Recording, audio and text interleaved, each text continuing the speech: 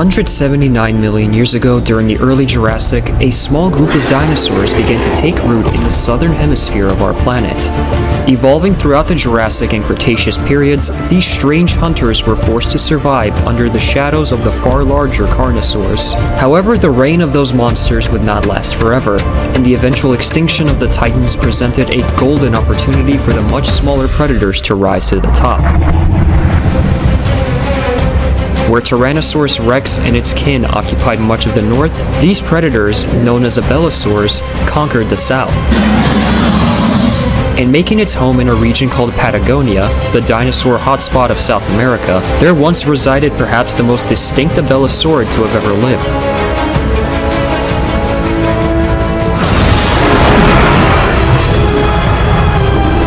Known for its speed and devilish visage, this horned horror terrorized South America for 3 million years, and in doing so, this predator would go on to well earn its name as the meat-eating bull.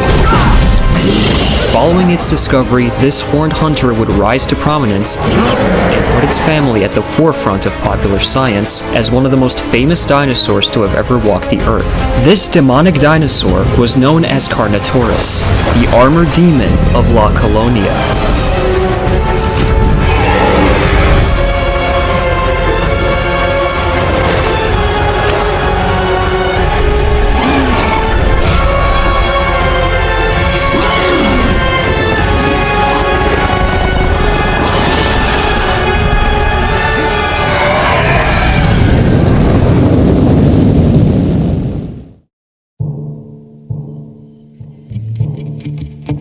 The origins of this horned predator began a whole decade prior to its description. Starting in 1976, the legendary Argentine paleontologist José Fernando Bonaparte led an expedition in his home continent, which went by the name of the Terrestrial Vertebrates of South America from the Jurassic and Cretaceous, and went on to be sponsored by the National Geographic Society itself. Outside of the expedition in 1979, a new Cretaceous to Paleogene boundary formation was defined by Argentine paleontologists A. Pese, Alberto Ardolino, and D. Del Pino. It was named as the La Colonia Formation, named after the Sierra La Colonia type section within Argentina. In 1984, 5 years after the formation was defined, a spectacular discovery was made on a farm named Pocho Sastre, owned by Angel Sastre. The find would consist of a highly well-preserved skeleton that is only missing various fragments across its midsection, legs, and many caudal vertebrae. The missing portion of the skeleton was said to have unfortunately been destroyed due to the process of weathering. The individual that was found was preserved in a death pose and was said to have been a mature adult when it died. To this day, this individual remains as one of the most well-preserved large theropods to ever be found within South America, even preserving skin and large bony scales or osteoderms across parts of its body. The right side of the skull was said to have also retained soft tissue, preserving a large patch of embossed skin, scales, and keratin, alongside which they also even discovered what seemed to have been eyelids and lips. However, most of this soft tissue was unfortunately destroyed upon extraction, as it had been mistaken for part of the matrix in which the fossil itself resided. To this day, only one photograph of the skull with its soft tissue is preserved, giving us a small glimpse at what the integument may have looked like in life. And we reached the local Bernardino Rivadavia Natural Sciences Argentine Museum after an entire year had passed. Upon arrival, the skeleton would be catalogued as specimen MACN-CH894 and was designated as the holotype for a new genus and species of theropod. The generic name Carnotaurus was derived from the Latin words carnus, meaning meat or flesh, and taurus, meaning bull. As for the species name Sestri, the name is in honor of the owner of the farm where the initial skeleton was discovered. The reason for this bizarre generic name is due to the inclusion of two bull-like horns on top of its head.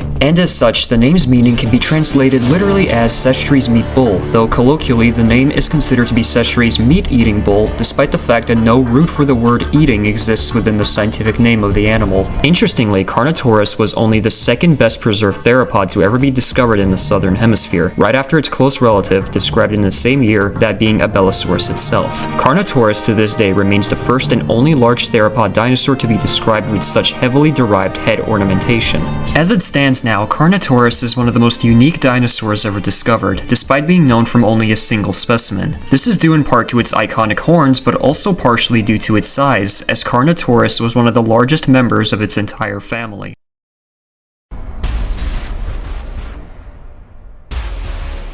Carnotaurus is among one of the most unique predatory dinosaurs to have ever roamed Argentina. As seen in other members of its family, the flesh-eating bull would have boasted a rather stubby snouted skull, small but also rather muscular arms, and large scutes scattered across the body. For the longest time, it was believed that these scutes that were preserved with its skin were aligned in patterns, but a 2021 study showed the opposite, making most depictions of the genus outdated. Its arms, like most members of its kind, were very tiny and almost vestigial in nature, as the lower arm bone no longer had a joint and had shrunken immensely. These small arms are a classic feature of the entire family, which is known for having what are potentially the smallest arms proportional to their body size out of any non-avian theropod dinosaur grouping. Despite this, the arms of Carnotaurus do have a ball and socket joint attached to the shoulder, showing that they were very flexible in life. Similar to tyrannosaurs with their short arms and large skulls, Carnotaurus relied on its jaws and serrated teeth to take down prey. However, what sets Carnotaurus apart from the rest of its kin is its horns. While many Eoabelisaurs are known to have had some type of bony protrusions from their skulls, Carnotaurus has what is by far the most iconic, that being a pair of large bull-like horns, which in life would have been covered in a keratinous sheath. Ever since it was described in 1985, and as it stands now 40 years later, no other predator in the history of life on planet Earth is known to have had such impressive cranial ornamentation. While Carnotaurus is indeed a rather large predator, it was also quite lanky and lightly built compared to its relatives. Based on the studies upon the holotype specimen, it's estimated to have had a length of 7.5 to 8 meters, or 24.6 to 26.2 feet, 3 meters, or 9 feet in height, and is estimated to have an overall mass between 1,306 to 2,100 kilograms, or 1.2 to 2.1 tons, according to various papers published between 1990 and 2019. This makes Carnotaurus one of the largest members of its kind ever discovered. While notably larger than many of its relatives, Carnotaurus rivaled other large members like Extinction and possibly Eoabelisaurus in overall size, and is smaller than Pycnonomosaurus, the largest described member, and dwarfed by the unnamed Kenyan giant, which reached a body length that could have potentially rivaled T-Rex in overall size. Overall, Carnotaurus is an extremely fascinating animal in a family of some of the most fascinating dinosaurs of all time. Carnotaurus belongs to a clade of theropod dinosaurs known as Brachyrostra, one of the two subgroups that reside in the family scientifically known as Eoabelisauridae. First described in 1985, Carnotaurus and Eoabelisaurus itself were the first ever members of what was then a new and strange group of theropod dinosaurs, distinguished by their short and blunt skulls and their small arms. Initially considered as carnosaurs due to their relatively large size, Eoabelisaurids were later discovered to be late surviving members of Ceratosauria. Ceratosaurs were a clade of small to large theropods that first appeared as far back as the Silurian stage at the beginning of the early Jurassic. Unlike their sister group, which diversified into many groups and created a wide array of derived families, including birds themselves, ceratosaurs retained their primitive traits, such as four-fingered hands, small notches in their jaws, and instead of feathers, they retained scaly skin and osteoderms. Aside from the more basal genera like Eoabelisator and Berberosaurus, Neoceratosauria is the subgroup that Eoabelisauridae resides in. Eoabelisaurids are considered as the most derived members of Neoceratosauria, considered more advanced than the aptly named Ceratosaurids, famous for their three-crested skulls, and possibly the ornithopod mimicking Berthosaurids, the most recently described family. Within Eoabelisauridae, there resides Eoabelisauridae itself and the distantly related Noasauridae, which are unique for their dentition or rather their lack thereof. The earliest fossils of Eoabelisaurids date as far back as the early Jurassic during the Middle Toarcian stage, approximately 179.17 to 178.07 million years ago. This specific time range is known thanks to the discovery of Eoabelisaurus from Argentina. However, paleontologist Rafael Delcourt in 2018 had questioned its taxonomic placement within Eoabelisauridae, and the author considered its placement within Ceratosauridae instead. As it stands now, it's either considered a basal Eoabelisauride or an Eoabelisauridoid that's outside of Eoabelisauridae itself. Similar to their close relatives, Eoabelisaurids served as competition for other large predators that occupied various ecosystems in South America, Africa, and even Europe. Once these larger predators went extinct, Eoabelisaurids became one of two groups of theropods to successfully become apex predators in the southern hemisphere alongside the Megaraptorans, while Tyrannosaurs ruled over the northern hemisphere with the exception of Europe. The fossil record of Eoabelisaurids became far more vast once they spread to the island of Madagascar and the once isolated Indian subcontinent. However, there's no record of this group in Australia and Antarctica.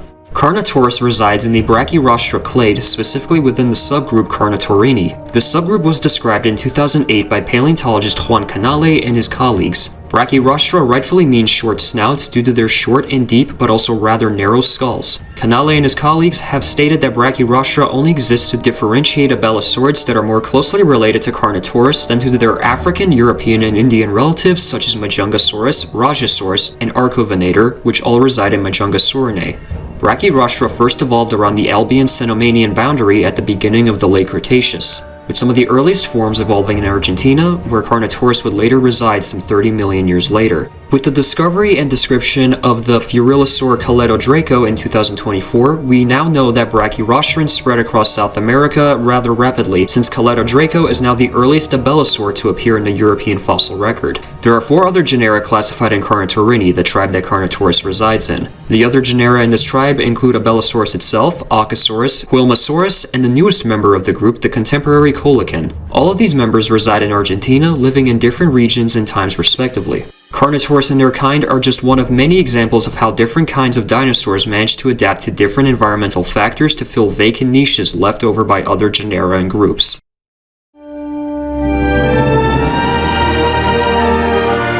Although Carnotaurus was discovered 40 years ago, paleontologists knew very little of its behavior and environment that it lived in until relatively recently. Carnotaurus lived from 72 to 69 million years ago, discovered in early Maastrichtian rocks of the La Colonia Formation, located in what is now the Canadon Asfalto Basin in the Chubut province of Argentina. While the formation was originally believed to only date to the end of the late Campanian stage, more radiocarbon dating stretched the time range of this formation to the late Maastrichtian, about 73 to 66 million years ago. Studies of the 3 different facies of the formation show different kinds of sediments, which are siltstone, sandstone, claystone, and conglomerate. This suggests that La Colonia was a near-shore marine environment, and this evidence is also supported thanks to the presence of body fossils of aquatic life dated to the same time. In regards to different kinds of plants in La Colonia, there were various flowering plants, most of which were simple flowers, and also palm trees. Other plants included conifers like pines, ginkgos, and cycads, along with seed plants like magnolias. Ferns and horsetails were also the most common vascular plants around. The presence of algae also shows that Carnotaurus inhabited a humid low environment filled with swamps and rivers similar to Hell Creek. Carnotaurus as it stands now is believed to have served as the apex predator of its ecosystem. Not only was it the largest predator in its region, it was a fast and active predator that was equipped for hunting the larger prey that thrived in La Colonia. As mentioned before, Carnotaurus had a pair of bull-like horns on its head. These bony structures were covered in a hard keratinous sheath in life, suggesting that the horns may have looked bigger in life too. A 2018 publication analyzed tissues preserved within the skulls of abelisaurids like Carnotaurus and also Majungasaurus, suggesting the possibility of low-speed headbutting. While too stressful to withstand a fast and violent headbutt, the horns of Carnotaurus may have still delivered a nasty blow, impaling the thoracic region of their prey. Similar to their Jurassic cousins, however, the horns of Carnotaurus may have also been used for display and as weapons to fight for a mate. If that wasn't enough, its speed is also what makes this predator formidable. With its muscular tail, along with its tall and strong legs, studies from the late 90s and 2011 conclude that Carnotaurus potentially ran at a speed of 56 kilometers or 30 to 35 miles per hour. This makes Carnotaurus one of the fastest large theropods to have ever lived. However, the tail in turn for its speed was rather stiff, showing that these predators weren't nimble either.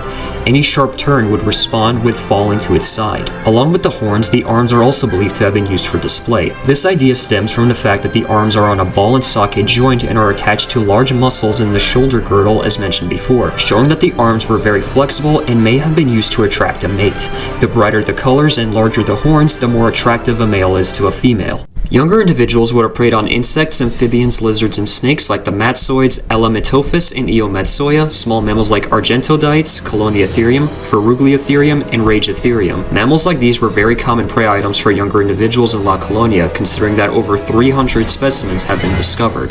There were also neorniths and enantiornithine birds of indeterminate origin, turtles like Patagoniames, and potentially 2 different species of Yaminucellis and the extinct lungfish Metaceratotus. In the midst of this video's production, an entirely brand new genus of turtle had also been described and given the name Calvaricellus coloniensis, further expanding on the rich biodiversity of La Colonia that had once been a mystery. Once Carnotaurus reached adulthood, it had little competition and ate a wide range of different kinds of dinosaurs. These would include sauropods, ankylosaurs, and hadrosaurs, most of which are indeterminate in origin or are new genera that have been named or remain to be described. For decades, Carnotaurus was the only dinosaur from La Colonia that was formally formally named. That all changed in 2024 as we are now starting to get a better understanding of what lived with Carnotaurus. The only sauropod that has been described from La Colonia is Titanomachia. At 6 meters or 20 feet and weighing in at 5.8 to 9.8 tons, it's a relatively small titanosaur, and just like the hadrosaurs known from this formation, it also would have made a perfect and easy meal for an adult Carnotaurus. One prey item that would have been tough to bite into is a genus of mace-tailed paraankylosaur that still needs to be described. The only form of competition he had to face was the very closely related coelacanth. Younger Carnos would have made a perfect meal for an adult coelacanth as well, showing that Carnotaurus would have had a rough early life. However, that doesn't mean that Carnotaurus was entirely defenseless even at these early stages thanks to their horns. If a Carnotaurus failed to successfully take down large prey, they would either try again or resort to scavenging depending on their hunger. One such place that Carnotaurus would have searched for food were the ancient shorelines that once resided in Argentina. Carnotaurus likely scavenged on the corpses of various marine reptiles found in La Colonia, all of which known currently are plesiosaurs like the elasmosaurids Chibutinectes, the newest genus to be named, Kawanectes, and another elasmosaurid of indeterminate origin. The long-snouted and short-necked polycotylid plesiosaurs were also common in the southern hemisphere. Sulcosuchus is one of such members, being the only polycotylid from the southern hemisphere to be formally named. These marine reptiles would have fed on the fish and squid that thrived across the coastlines of La Colonia. Even though the fossil record for the La Colonia formation is still relatively incomplete, one thing is for certain: Carnotaurus played a very important role in its ecosystem. It helps maintain balance between the amount of herbivore populations that were present in La Colonia.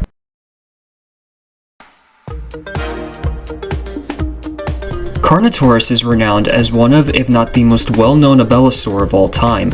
Due to this, it has had a great many appearances in various media over the years. Carnotaurus would first meet the public nearly a decade after its discovery in the 1994 documentary series Paleoworld in Episode 2 titled Carnosaurs: The Giant Predators, which would feature a paleoart of this magnificent dinosaur. Afterwards, Carnotaurus would be written into the original Michael Crichton novel The Lost World: Jurassic Park in 1995. The animal was described by the author to have had the ability to blend in with the colors of its environment in ways similar to a chameleon. In regards to video game appearances, Carnotaurus' first game appearance would be in the 1997 console game named after the original Lost World novel titled The Lost World: Jurassic Park. During the same year, an arcade rendition of this game was released upon the anticipation of the newly released movie adaptation that also features Carnotaurus. In the arcade game, it was featured as one of the many boss creatures alongside Tyrannosaurus Rex and the gigantic alligator Deinosuchus. 4 years later, it appeared in 2001's Jurassic Park 3 Park Builder, and later in Zoo Tycoon 2, which also featured Carnotaurus in 2 of its DLCs, starting with the Dino Danger Pack in 2006, and later appearing the following year as a remodel in the Extinct Animals Pack as of 2007. Around the same time as this, it starred in the Dinosaur King arcade and DS game, having numerous different variants. Carnotaurus made its debut in the Fossil Fighters franchise, starting with the first game in 2008 as the Earth-type Vivosaur Carno, and then appearing in its sequel game Fossil Fighters Champions afterwards in 2010. Later on in 2011, it was set to appear in Jurassic Park the game, obtaining its own dedicated chase sequence, but was unfortunately scrapped. In the same year, Carnotaurus appeared in the mobile app titled Walking with Dinosaurs Inside Their World. Sometime after, in 2012, Carnotaurus would star in Primal Carnage for the longest time as the singular member of the Charger class. It has also appeared in its 2015 sequel game titled Primal Carnage Extinction, starting in March, where it would make its debut into the Carnivores franchise, starting with the mobile app Carnivores DinosaurHunter as one of the many new dinosaurs added to the game. Later appearing in the current latest installment, Carnivores Dinosaur Hunt as of 2021. The next game Carnotaurus appears in was the mobile app Jurassic Park Builder as a limited-time creature and a gold-tier fighter. In 2014, it was one of the apex predators having its own trophy hunt in the game Dino Hunter Deadly Shores. 2015 also stars Carnotaurus in a multitude of games. Along with the aforementioned Primal Carnage Extinction, April finds it in the sequel game to Jurassic Park Builder titled Jurassic World the Game as a rare-tier creature and fighter. Afterwards, in June, Carnotaurus appears in Ark Survival Evolved, found all across the map, later appearing in the 2023 remake titled Ark Survival Ascended, and in December of the same year, Carnotaurus was one of the original playable dinosaurs released in the first version of the Isle, later having a hyperendocrine mutation before their overall removal from the game. 2 games showcase Carnotaurus as of 2018, with Jurassic World Alive showcasing it once again as a rare-type animal in May, and June starring Carnotaurus in the Fallen Kingdom update in Jurassic World Evolution. as well as making an appearance in 2021 with the sequel game Jurassic World Evolution 2. In 2022, Carnotaurus was shown in Jurassic World Primal Ops before its removal from the market. Its latest video game appearance alongside Ark Survival Ascended was in the PC game Paleopines. Returning to Carnotaurus' appearances in documentaries, TV shows, and movies, it's made numerous appearances in all, being one of the most popular dinosaurs ever. However, its very first theatrical debut was actually the rather promiscuous film titled Dinosaur Babes in 1996, just a single year after its debut in the Lost World novel. In the same year, yet another R-rated film titled Dinosaur Valley Girls would also showcase this dinosaur. Despite these two rather unfortunate films being the first appearances of Carnotaurus on screen, it would go on to have a much better representation as the years went on. 4 years after these were released, one particular film would cause Carnotaurus' popularity to spread like wildfire. A pair of Carnotaurus played as the main antagonists of the hit film Disney's Dinosaur released in 2000, which were referred to as Carnotaurs. At the beginning of the film, one of these animals rampages across a valley, killing a Pachyrhinosaurus and destroying an iguanodon nest in the process, kickstarting the movie's overall plot. Upon Aladar's introduction to Kron's herd, the movie pans to the aforementioned pair stalking them on their route to the nesting grounds. Over the course of the movie, the Carnotaurs would be featured throughout the journey, but were eventually defeated, one of which was crushed by boulders inside a cave, and the other loses its grip on Aladar's tail, falling down a steep cliff. Around the time this blockbuster was released, Walt Disney World Resort near Orlando, Florida rebranded the Countdown to Extinction dinosaur ride, changed its name, and based it upon the titular movie released during the same year to promote it. After its major appearance, Carnotaurus was originally supposed to make its official debut into the Jurassic franchise in Jurassic Park 3, but would unfortunately end up being replaced by its distant relative Ceratosaurus. Moving on to 2004, it would be an enemy to the raptors in the sci-fi film Raptor Island. Afterwards, it would then star in the Dinosaur King anime as Rex Owen's companion Ace in 2007. A year later, Carnotaurus would also debut in the Turok franchise in the 2008 animated film Turok Son of Stone with an antagonistic role. Around the same time, Carnotaurus also appeared in the 2008 NHK documentary Life After Dinosaurs, and as for 2009, it then appeared in the documentary Bizarre Dinosaurs. Later on, in 2011, Carnotaurus appeared in the TV series called Terra Nova, once again with an antagonistic role. In 2013, it would be shown in yet another sci-fi film titled Age of Dinosaurs. 3 years later, in 2016, Carnotaurus would make its debut into the Land Before Time franchise in the latest film, The Land Before Time 14: Journey of the Brave, as a member of the sharp-toothed species. In 2018, Carnotaurus finally made its debut into the Jurassic franchise in the 5th installment, Jurassic World Fallen Kingdom. In this film, one Carnotaurus would attempt to attack the protagonists in the midst of a stampede, but was distracted in doing so by a Sinoceratops, and then ultimately killed by the Tyrannosaurus. Afterwards, even more Carnotauruses would be transported off the island, along with being released by Macy Lockwood, and then begin to spread across the world, with the most notable one being Demon, a darker colored Carnotaurus with a scarred face and a missing horn. Demon would return in the 2022 sequel Jurassic World Dominion, where she's seen being held captive at a dinosaur black market, first fighting an Allosaurus, and then walking beside it eating the civilians of Malta. Alongside Demon, several juvenile Carnotaurs were also shown at the black market. In the same year, it would make an appearance as a young male named Blade in the South Korean movie Dino King 3D Journey to Fire Mountain. Several adult Carnotaurs were also depicted hunting a sauropod herd before being driven off by Speckles, Fang, and Sai.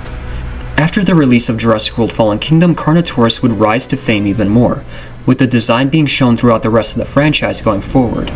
It can also be seen in the 2020 Netflix exclusive Jurassic World Camp Cretaceous. One Carnotaurus in particular, named Toro, would be a main antagonist throughout more than half of the series up until his defeat by Ben and Bumpy the Ankylosaurus. Later, he would then return in Season 5 at Manticore Island. Carnotaurus' next documentary appearance was in the 2022 hyper-realistic short series Prehistoric Planet, in the final episode of Season 1 titled Forests. In this episode, a male individual is seen attempting to impress a female by doing a courtship dance, but ultimately fails to woo his once potential mate. Its latest documentary appearance would be in 2023 in the second season of the Japanese Amazing Dino World, called Amazing Dino World 2. In this documentary, Carnotaurus would be incorrectly depicted living with Maip and Puertosaurus and be shown in a multitude of fights. As for its latest TV show appearance, it would then appear in the 2024 sequel to Jurassic World Camp Cretaceous called Jurassic World Chaos Theory. It should also be noted that prior to its official on-screen debut, a 1995 Australian docufilm titled Muttaburrasaurus Life in Gondwana would showcase the now dubious Megaraptor Rapattator being depicted hunting an unnamed Hypsilophodontid. Oddly enough, it looks entirely similar to Carnotaurus. Because of its outdated appearance, this could technically be considered as the first unofficial appearance of Carnotaurus in paleomedia. Overall, Carnotaurus has had a massive presence in pop culture throughout the years since its discovery, in part due to its distinct appearance as a horned predator. As stated before, given that it is among one of the most popular dinosaurs of all time, it will surely be featured in even more paleomedia as time goes on.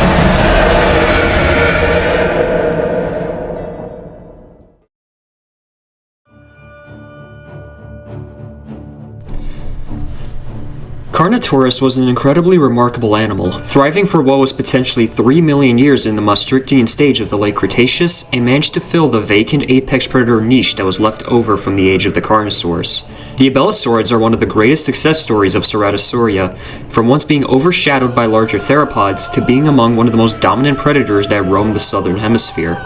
And even after 40 years since it was first discovered, we are still uncovering what it might have looked like, its ecology, and what lived with this unique predator. The sole yet well-preserved specimen that's known from the flesh-eating bull has provided us much insight into the life of these animals, yet even still there is much we do not know about these incredible animals, particularly how it actually ended up going extinct. The single specimen found over 40 years ago is the only evidence that supports its specific time range, even though the fossil record of La Colonia extends to 66 million years ago at the end of the dinosaur age. Because of this, the extinction of Carnotaurus at this given time still remains a mystery, and in order to find out when Carnotaurus went extinct, more specimens need to be uncovered. The extensive fossil record that La Colonia has supports a potential extinction date between 69 to 66 million years, meaning that Carnotaurus could have either went extinct due to sea levels falling during the early Maastrichtian, or this predator could have managed to survive the environmental changes and persisted until the KPG mass extinction.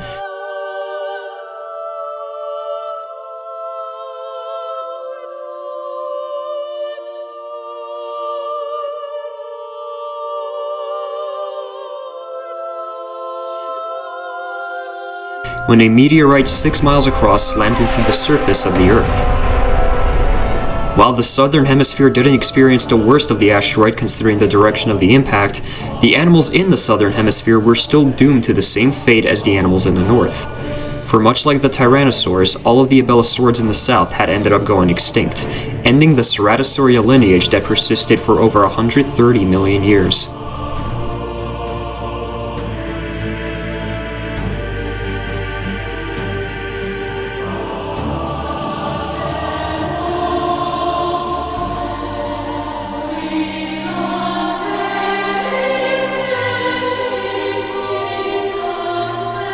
Even though the ceratosaurs are completely gone, their distant relatives, birds, were able to survive the extinction and lived on into the age of the mammals.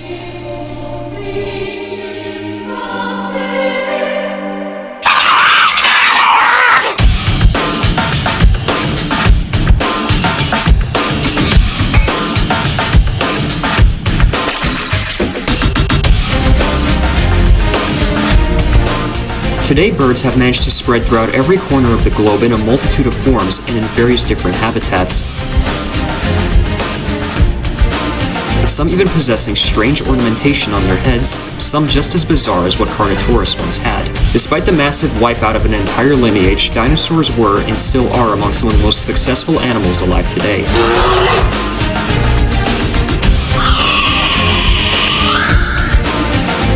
The quest to uncover the truth about Carnotaurus, along with the rest of the non-avian dinosaurs, continues to fascinate us to this very day.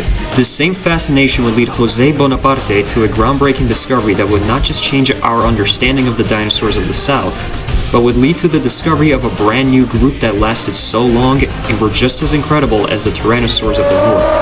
And that discovery was none other than Carnotaurus, the armored demon of La Colonia.